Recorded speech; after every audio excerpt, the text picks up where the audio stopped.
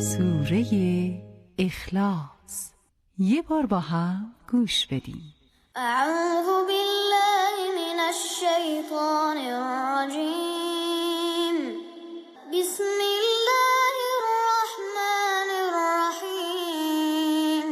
قل هو الله احد الله الصمد لم یلد ولم یولد ولم یکن له کفوا احد. حالا با هم تکرار کنیم. اعوذ بالله من الشیطان الرجیم. اعوذ بالله من الشیطان الرجیم. بسم الله الرحمن الرحیم. بسم الله الرحمن الرحیم.